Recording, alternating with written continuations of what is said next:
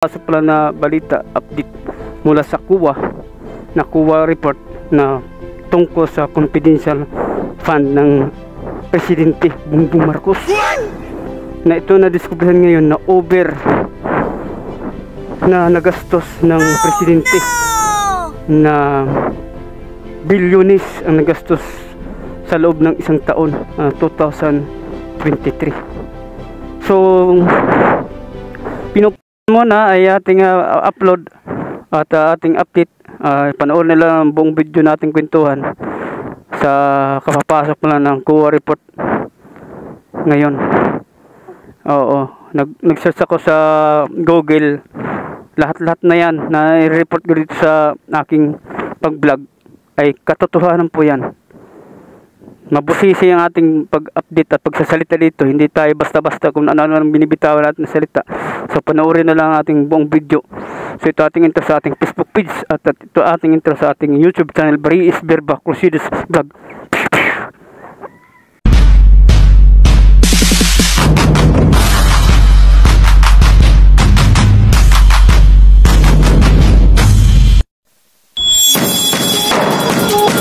Meron po tayong kapapasok pala na balita, update mula sa COA report na tungkol sa confidential fund ng Presidente Bongbong Marcos na ito na-discoveran ngayon na over na nagastos ng Presidente na bilyones ang nagastos sa loob ng isang taon, 2023.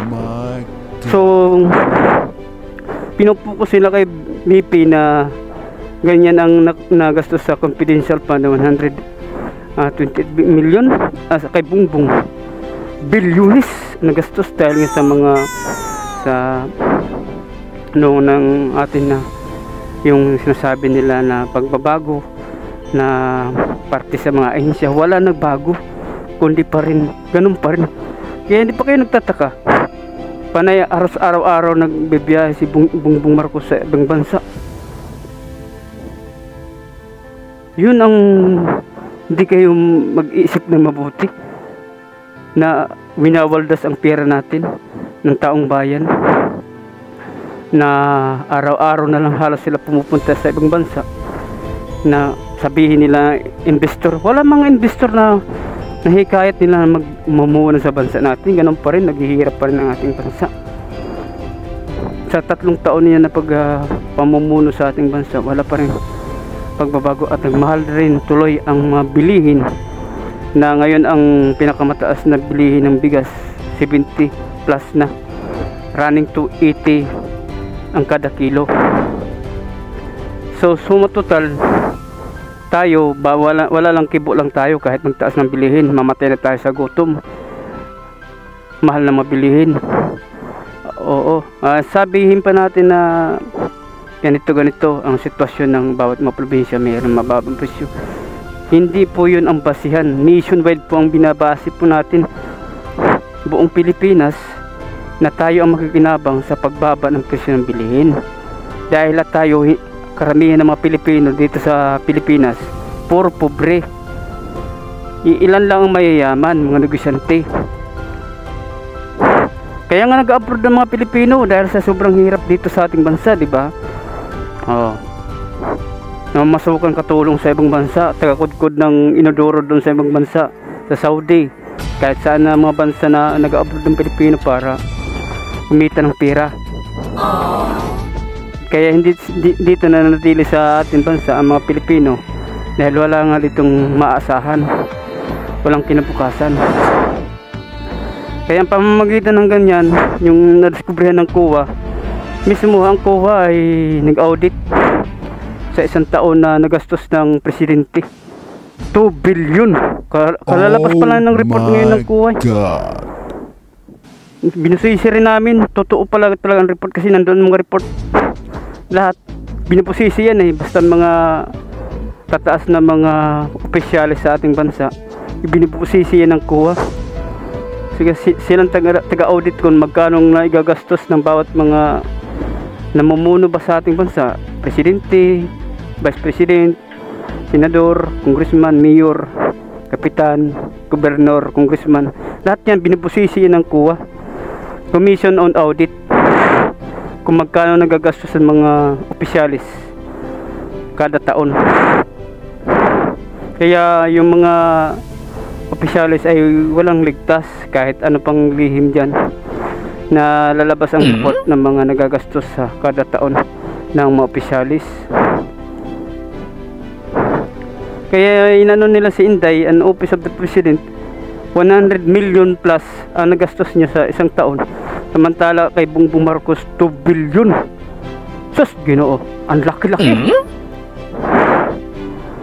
Kaya importante sa mga vlogger talaga ay maglabas na din ng saktong report katulad sa atin. Dahil kung asahan na natin ng mga mainstream media, hindi yan sila mag-report, hindi sila update na i-report agad sa social media o sa kanyang mga television. Hindi nila i-report dyan dahil yung mainstream media rin binabayaran din ng gobyerno para hindi magsalita, tikom ang bibig ng mga mainstream media dahil masisira ang gobyerno kapag nilabas nila yan ng mga kuwa report kung magkano nagastos ng presidente sa isang taon. Kaya dinidiin nila ang vice president na 100 million lang nagastos sa isang taon, samantala kay Bongbong Marcos bilyones. Kasi sila nagbubusisi yung kuwa, Commission on Audit, yung kuwa report. Ngayon, yun na ang nangyari. Inaano nila si Inday na 100 million, samantala katiting lang yung nagastos sa Office of the President, Office of the Vice President na 100 million plus. Samantala Office of the President ng ating bansa ay billion. Di ba tayo nag-iisip na kada araw-araw na punta sila ng ibang bansa? Diyan tayo mag-iisip, bakit sila araw-araw pumupunta sa ibang bansa, sila mag-asawa? Kung investment, bakit walang napapasok sa atin na namumuhunan dito sa ating bansa? Dami pa rin nag-abroad, dami pa rin nagsasakripisyo pag-abroad.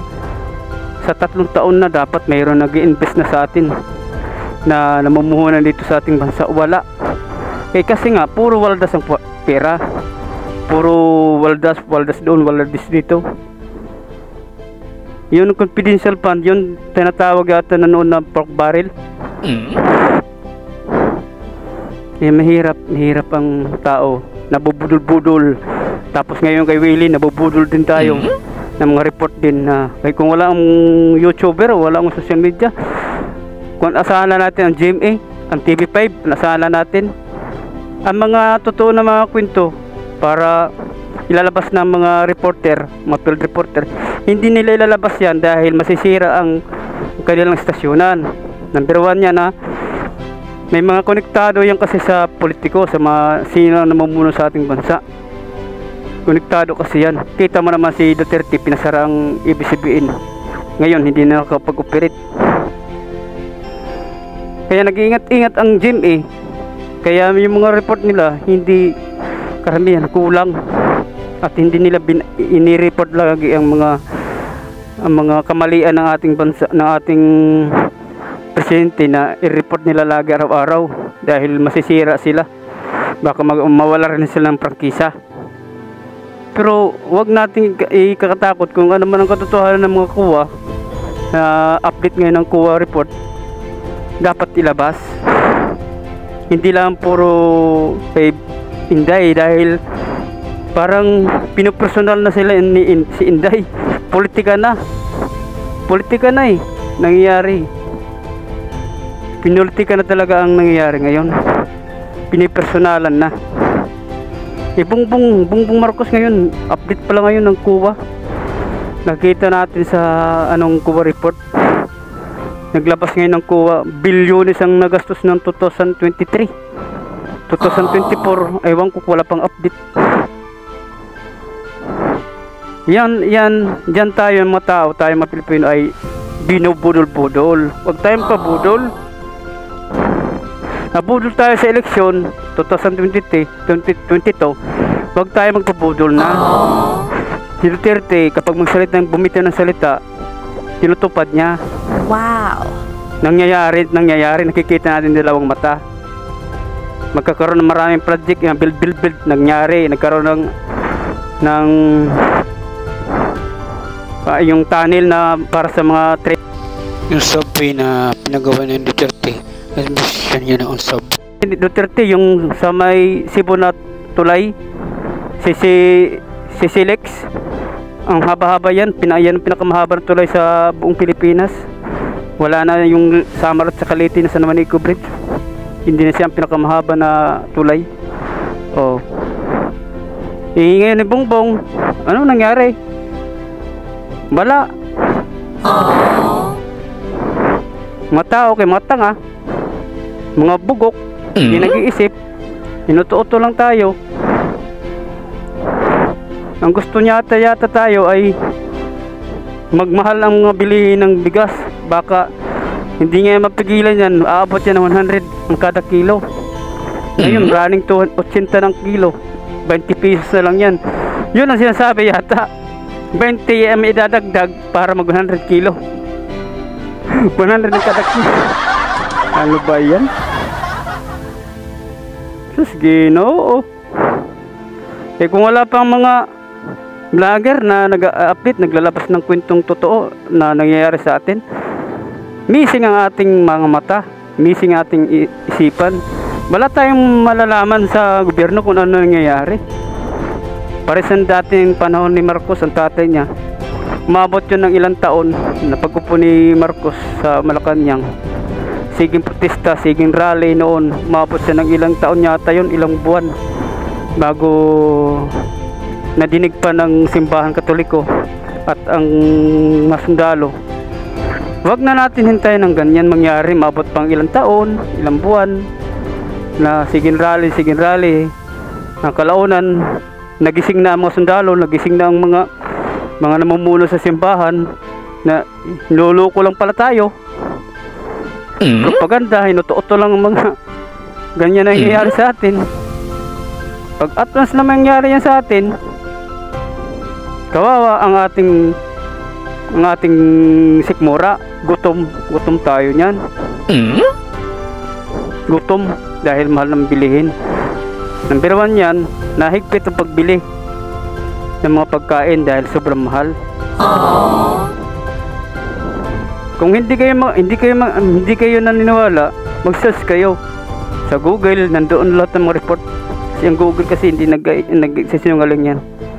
Doon kami sa Google nag-update, doon kami sa Google nag-ano ng report kung ano man nangyayari sa ating bansa. Lahat ng mga ahensya ng gobyerno, doon mo i-search sa Google, doon mo makikita mga report. At saka yung mga mahal na mabilihin, nasabi nila worldwide, hindi po yun totoo. Nag-ano kami sa ibang bansa, dito lang sa ating bansa nagmahal ang bilihin. Sa kanila hindi gaano nagtaas ang presyo, maintain lang sa kanila. Dito lang sa atin nagmahal. Magic nga. Panahon ni Duterte, ilan pa lang, ano pa lang yun 2021, hindi naman ganyan ang bigas. Presidente pa yun si Duterte 2020 at saka 2021, hindi pa mahal ang bigas. Pagpasok ni Bongbong mga 2022, 2023 hanggang ngayon 2024, biglang tumaas agad ang bilihin ng bigas. Dahil lugar na ang mga negosyante, oligarko, bumalik na rin ang oligarko na bumawi, na tumaas ang kanilang bilihin. Dahil noon panahon ni Duterte, napipigilan sila. Pag hindi nila binababa ang kanilang presyo, dali sila kay Duterte. Ngayon hindi na sila mapigilan dahil Bongbong, ano kasi wala siyang kamay na bakal at wala siyang paninindigan, hindi niya kayang pamunuan ng ekonomiya ng ating bansa, lalo na yung pagtaas ng mga bilihin at mga oligarko na mga negosyante na namumuhunan sa ating bansa, yung mga kumpanya ng SM, kumpanya ng DMCI, kumpanya ng lahat at yung Maynilad, Meralco. Hindi nagkakaya ni Bongbong yan kasi nasusuhulan yan sila dahil nga wala silang kakaya na labanan ang mga matataas na mga negosyante. Di katulad kay Duterte, nalalabanan yan mga oligarko na magpataasan ng mga presyo ng mga bilihin dahil kawawa ang mga Pilipino. Yung oligarko, yun ang mga negosyante na mga bilyonaryo dito sa ating bansa. Yun ang tinatawag ng mga oligarko na katulad yan sa mga Henry C, sa mga C, sa may-ari ng Meralco, may-ari ng Maynilad. Yan po ang tinatawag ng mga oligarko o yung mga bilyonaryo ng mga negosyante sa ating bansa. Yan po ang nangyayari. Hindi na kayang pigilan ni Bongbong dahil sila nababayaran po sila para manahimik, para yun ang sinasabi ko nga, sila nagsasabuatan ng negosyante at saka namumulo ngayon sa ating bansa, kaya lalong nagmahal mga bilihin. Yun po ang totoo kasi nagsisearch kami. Pag vlogger ka, kailangan mag-search ka kung ano nangyayari, hindi bago ka magkukwento dito sa social media para ilabas natin ating kwento dito. Kaya pasalamat din tayo sa mga social media katulad sa mga YouTuber, vlogger na ilalabas ang mga ganyan mga kwento. Kung wala, ang atin lang sinusubaybayan mga TV5, GMA, ABS-CBN, UNTV, Rappler, ayan sila kasi yan mga kwento na yan na party against sa gobyerno, hindi nila ilalabas yan, hindi nila ilalabas yan sa TV sa mga publiko na marinig nila at makita. Hindi nila ilalabas yan dahil yan sila nababayaran din at takot yan sila na ilabas yan dahil ang namumuno sa mga kumpanya na yan, oligarko, kasabwatan yan ng mga namumunot sa ating bansa.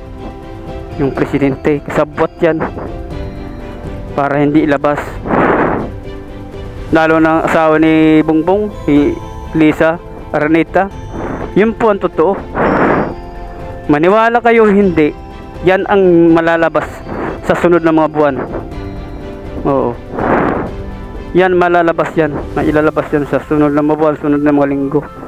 Hindi po kami nagmamarunong, hindi po kami nagkukwento-kwentong barbero, hindi kami nagkukwento-kwentong para tumaas sa aming subscriber at views. Tinutulungan lang natin tayo ng mga mahirap para mailabas ang katotohanan na ay yan pala, oo, yan ang nangyayari. Kaya kung wala tayo ng mga vlogger, wala tayong social media, walang YouTuber, pag-asahala natin mga radyo at saka television, kawawa tayong lahat, kawawa. Mangyayari yan sa EDSA 1 dahil wala noon mga vlogger, wala mga vlogger, nasa lang noon TV at saka radyo. Pasalamat tayo na may YouTube na sa panahon ngayon dahil nagkaroon ng mga account ang mga YouTuber at Facebook. Kung wala yan ay kawawa tayo.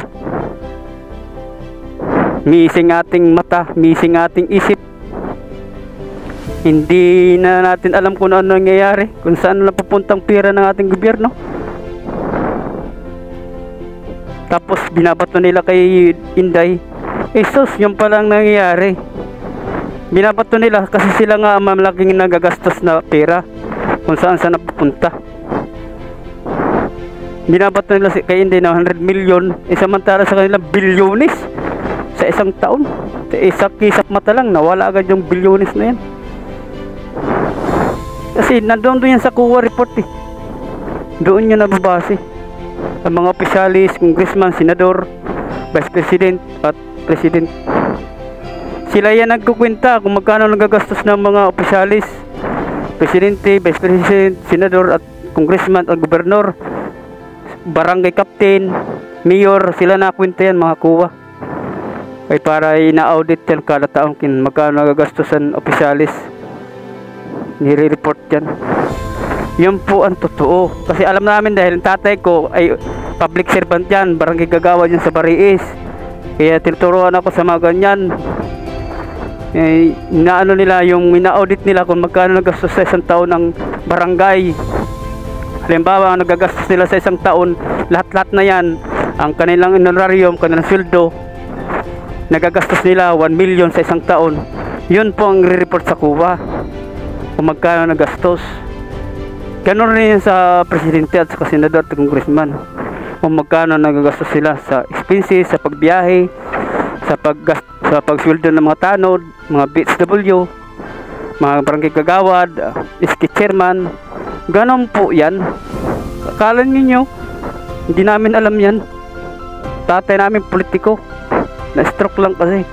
Tinuruan ako ng mga ganyan about sa mga COA report. Ina-audit po yan kada taon. Yun, in-audit nila sa Vice President, milyones lang. Kay Bongbong Marcos, bilyones. Diyos ko. O, sino ngayon ang kurakot? Sino ngayon ang sasabi ng totoo? O, diyan pa lang, niloloko lang tayo. Suporta kayo ng suporta kay Bongbong. Niloloko lang kayo. Sus, Ginoo. Kaya ko paniwala, nabudol na nga tayo sa 20 ang kada kilo ng bigas na hindi yan mangyayari dahil kasinungalingan yan eh. Puro pabango lang dahil nagmandidata sa pagpresidente. Ngayon pa, mabubudol na naman tayo. Huwag na tayo mabudol-budol. Kawawa tayo niyan. Tayo magiging kawawa sa bandang huli. Sana maniwala kayo. Darating ang panahon, tayo ang magiging kawawa kapag hindi kayo maniwala. Tayo'y magugutom sa mahal na mga bilihin. Magtitipid man tayo niyan eh. Hindi na tayo makabili ng maraming bigas. Hindi na tayo makabili ng maraming ulam. Gulay na gulay nga, mahal ng gulay. No. Yan nga. Kahit nga tuyo namin, binibinta namin tuyo sa mga market dyan sa may Kainta. Mahal nang kuha namin sa balot, Tondo. Mahal ng mga bilihin doon sa balot, Tondo market. Mahal ng tuyo, mahal ng daing, mahal ng dilis. Binabawasan na namin mga laman ng aming paninda dahil ayaw rin namin mabago. Ganun pa rin ang sistema, 10 piso pa rin. Kaya yun ang nangyayari. Kaya yan ang katotohanan. Tayo magpauto. So, Ginoo, kung hindi ako naging vlogger, hindi natin malalaman kung ano nangyayari sa ating bansa. Ginoo ko. Salamat sa katatapos pala natin na vlog at sa kakwentuhan natin dito. So maraming salamat sa inyong pagsuporta. Subscribe na lang kayo sa ating YouTube channel dahil sa mga kaganapan po sa ating bansa na kawawa na po tayo. Malapit na mag-80 ang kada kilo ng bigas na pinakamataas na presyo ng bigas. Malapit na rin yung mag-100. Noong nakaraan na araw, doon sa may Sitio Batasin sa Taytay Rizal sa Barangay San Juan, okay lang daw kuno na magmahal ang bigas. Kahit mag 100 pa yan, basta hindi lang itago. Dahil kailangan daw yan ng mga tao. Kung itago yan, kawawa na daw tayo. O may nakausap po doon, nag-deliver ako ng tuyo doon sa may Sitio Batasin sa Barangay San Juan, Taytay Rizal. Wag lang daw nila itago. Ibig sabihin, kahit nagmahal na, basta't mayroon lang bigas, makakain lang matao. Kawawa talaga tayo. Oh my God. Kahit mahal daw, bibili sila dahil yan daw ang pagkain natin araw-araw. Ang ating sweldo na 700 kada araw o 300, kulang na sa bigas. Hindi na tayo makabili ng 5 kilo ng bigas dahil kada kilo na yan mag 100, 300. Ang 300 mo na sahod kada araw sa bigas na lang mapupunta. Kasi 3 araw tayo kakain. Sa isang saingan, ilang takal nating isasaing sa kada saingan, umaga, tanghali at gabi. Ngayon, gutom na ang abutin natin. Hindi po ako nagpapasikat sa YouTube. Ako pobre ako eh. Nandito sa puso ko ang charity vlogger ako eh. Kaya nagbablog ako ng ganito dahil tulong yan na para bumaba ang presyo ng bilihin. Kailangan natin yan na magkwento tayo para maibsan ng gutom. Kaya ako nagkakwento niyan, charity vlogger ako. Nakikita ko yung nangyayari tayo kapag mga mahirap. Kung ano mga kwento ng mga tao. Kaya rin, kailangan rin natin mag-vlog ng ganito na kung ano nangyayari, makialam tayo. Hindi tayo nagwawalang kibo na lang. Kaya alam ko ang mga ganyan. Charity vlogger ako. Ngayon, nag-content na nung ganyan dahil sa nangyayari sa atin. Ilabas natin ang totoo nangyayari sa ating bansa. Lahat tayo ay pwede tayong magkwento kung ano ang tunay na nangyayari. Huwag tayo matakot. Kung matakot tayo, hindi magbabago ang ating panahon at hindi magbabago ang ating takbo na ating mga bilihin, na mahal na mga bilihin. Hindi mababago yan. Ganon pa rin, tataas ng tataas. Dahil natatakot tayo na magkwento. Dahil tatakot ka barilin, tatakot ka patayin. Kung magkukwento ka ng totoo, bahala tayo mamatay, basta totoo natin kinukwento. Hindi tayo nagsobra-sobra, hindi tayo nagkukulang-kulang, natatakot tayo dahil ganito. Tatakot tayo dahil masasaportaran. Ilabas natin ang kwento. Para yan sa atin. Nakampi tayo sa mga mahihirap dahil ang mga mahihirap lalo maghihirap. Gutom ang abutin. Walang kumakalamat ng sikmura.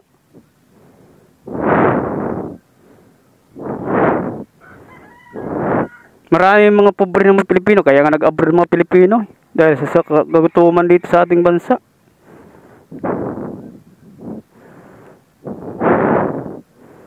Kaya kung matakot tayo, hindi tayo nagkukwento ng totoo, wala, tatakutin talaga tayo. Hindi tayo nagkukwento ng totoo at kinakampi tayo ng mga hindi tayo tinutulungan na bumaba ang mga presyo ng bilihin.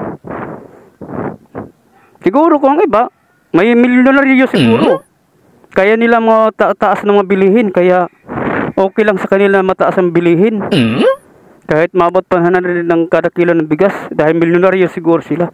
Ako, tayo, kayo, nanonood sa aking YouTube, sa aking Facebook, pobre lang tayo. Siguro ikaw nanonood, mayaman ka. Ako, pobre lang ako na vlogger. Pobre lang ang aking pamilya. Pobre lang ang mga taga-Baris. Pobre lang ang mga probinsyano.